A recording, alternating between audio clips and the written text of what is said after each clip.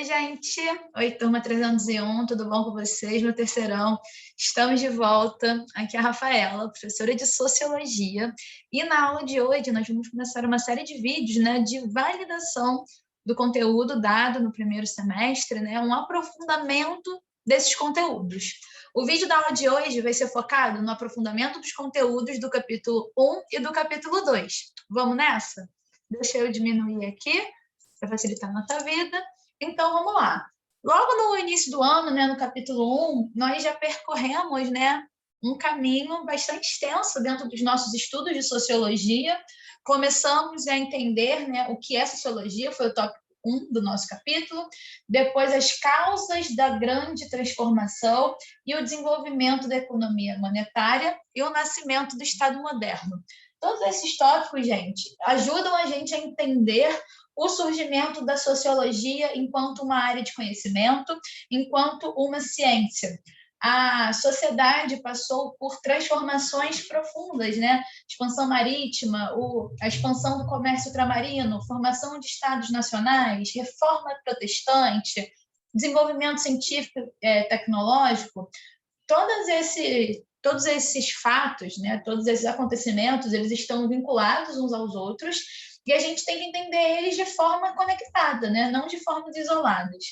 Esses acontecimentos são responsáveis, né, por um movimento intelectual que procura entender, né, essas alterações e explicar a natureza, a sociedade, enfim, nesse primeiro momento, todas essas transformações, né, ajudam a gente a entender um contexto social onde, né, a sociologia ela emerge enquanto área do conhecimento. Depois nós vimos a Reforma Protestante, né, ocorrida lá no século XVI, um movimento que entra em conflito com a Igreja Católica, né, começa a contestar, a questionar a estrutura da igreja e a autoridade do Papa, ou seja, é um marco, né, dentro do desenvolvimento da sociedade. Nós vimos os principais líderes dessas mudanças, né, essa nova forma de conhecer a natureza e a sociedade, em que a experimentação e a observação eram fundamentais, tiveram, né, diversos pensadores, estudiosos, que contribuíram com os seus pensamentos, com os seus estudos, né? Aí a gente destacou o Maquiavel, o Copérnico, o Galileu Galilei, o Thomas Hobbes, o Francis Bacon, o René Descartes, o John Locke, o Isaac Newton. Todos esses nomes, né, aparecem nas mais diversas áreas do conhecimento, como, por exemplo, na sociologia, na filosofia, na geografia, na história, na física. Todos eles, né, fizeram contribuições importantíssimas para o desenvolvimento do conhecimento, de maneira geral, certo? Vimos também a hegemonia burguesa, né, a burguesia se consolidando enquanto a classe social dominante. Depois falamos sobre o surgimento das máquinas, né, como a inserção de máquinas no processo produtivo influencia toda a organização do processo produtivo e também a organização social, certo? Aí a gente já entra num outro contexto ali do século XVIII, onde a gente apontou o Montesquieu, o David Hume, o Jean-Jacques Rousseau, o Adam Smith e o Immanuel Kant, né, como pensadores importantes desse momento.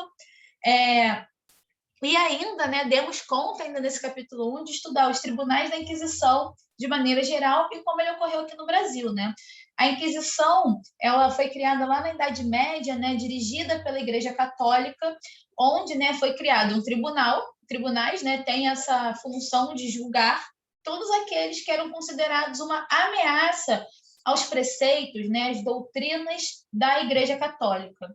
Esses suspeitos, eles eram perseguidos e julgados, e quem era condenado, né, julgado culpado, cumpriam as mais variadas penas, que poderiam variar desde prisão temporária até a prisão perpétua e até mesmo, né, morte na fogueira. Você é morto-vivo, queimado em praça pública, né?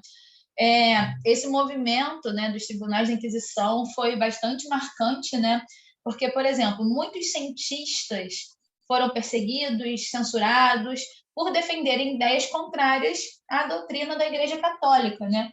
A gente tem alguns casos que ficaram mais famosos, mais emblemáticos, como, por exemplo, o do Galileu Galilei, e o do Giordano Bruno, certo? O nosso aprofundamento vai ser logo no primeiro tópico, o de sociologia. É fundamental, gente, que a gente tenha bem claro na nossa cabeça a ideia, todo esse processo do surgimento da sociologia enquanto ciência, tá? A gente define a sociologia como sendo o estudo científico da organização e do funcionamento das sociedades humanas e das leis fundamentais que regem as relações sociais e as instituições, tá? A sociologia, ela surge, né, de uma consolidação de um conjunto de ideias a respeito do desenvolvimento da sociedade moderna. A gente também aponta que a sociologia ela pode ser considerada uma consequência principalmente da Revolução Industrial, sendo conhecida também como ciência da crise. Por quê? Porque a sociologia, né, ela vem para tentar dar respostas a questões sociais impostas por essa revolução que influencia, né, toda a organização da sociedade, a princípio no contexto europeu, mas posteriormente, né, ela vai para o âmbito global, tá? Mas o que é importante a gente entender, galera? Sociologia é uma ciência, é uma área do conhecimento. Então, isso não quer dizer que ela surge do dia para a noite, do estalar de dedos. A sociologia ela vai ser resultado de todo um esforço, de todo um conhecimento acumulado sobre a natureza, sobre a sociedade, que se desenvolve a partir principalmente do século XV, quando a gente começa a apontar, né, transformações profundas que vão ter como resultado o desmoronamento da sociedade feudal, a constituição da sociedade capitalista e consequentemente, né, o surgimento do Estado moderno. Beleza, gente? Já no capítulo 2, nós refletimos, né, sobre a ideia do indivíduo ou sociedade. Já no início do capítulo, né, o capítulo nos chama para reflexão, né, nos chama para refletir sobre algumas questões, né? O que vem primeiro, indivíduo ou sociedade? Os indivíduos moldam a sociedade ou a sociedade é que molda os indivíduos? Até que ponto temos liberdade para decidir e agir? Enfim, a sociologia, né, os sociólogos, eles se dedicam, né, constantemente a estudar e a refletir sobre essas questões. E para entender melhor, se aprofundar nesses estudos, né, aparecem alguns conceitos importantes, como socialização, instituição, hierarquia, poder, enfim, e todos esses conceitos, eles se articulam, né, e geram uma gama de análises, certo? E aí, o que acontece? Nesse capítulo, a gente viu, né, os indivíduos e as classes sociais, segundo Karl Marx, as instituições e o indivíduo, segundo Emile Durkheim, e o indivíduo e a ação social, segundo Max Weber. Esses três, né, eles são conhecidos como a tríade da sociologia clássica. E estudar sociologia vai implicar necessariamente em estudar, né, abordar esses três estudiosos, certo? Por fim, a gente refletiu sobre a diferença entre esses pensamentos, né, entre essas contribuições. O nosso aprofundamento vai ser sobre os indivíduos e as classes sociais, segundo o Karl Marx. O Karl Marx ele tem como a lente de análise, né, dos seus estudos, das suas contribuições, a ideia das classes sociais e do conflito entre essas classes, certo?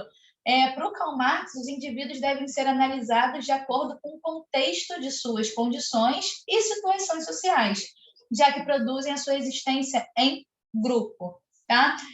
Para o Karl Marx, o homem primitivo diferenciava-se dos outros animais, não apenas pelas características biológicas, mas também por aquilo que realizavam no espaço e na época em que viviam. Tá? O Marx ele vai apontar um indivíduo isolado, surgindo, né, emergindo no contexto da sociedade de livre concorrência, ou seja, da sociedade capitalista, porque essa característica de livre concorrência é inerente ao capitalismo, no momento em que o trabalhador é contratado por uma empresa e assina um contrato, né, no qual vai constar sua carga horária, seus deveres, seus direitos, além da sua remuneração, vai existir dois indivíduos se relacionando, o trabalhador e o empresário, e essa relação não é apenas entre os indivíduos, vai ser entre classes sociais, certo? Classes sociais com interesses antagônicos. De um lado, a gente vai ter a classe trabalhadora, o proletariado, e do outro, né, a burguesia, que representa os empresários, os padrões. Aqui os patrões, né? Nesse caso, eles só se relacionam por causa do trabalho. O empresário precisa do serviço do trabalhador e o trabalhador precisa do salário que ele vai receber em troca, né, da venda da sua força de trabalho. O Marx ele entende que empresários e trabalhadores vão ter interesses opostos, certo? E para mediar, né, reduzir conflitos, o Estado entra aqui, né, criando leis para mediar essas relações. Para o Marx, né, a gente só vai conseguir compreender a vida social através da luta de classes, certo? Então, sempre que a gente fala do Marx, lembrem-se dessa lente de análise que ele usa. Beleza, gente?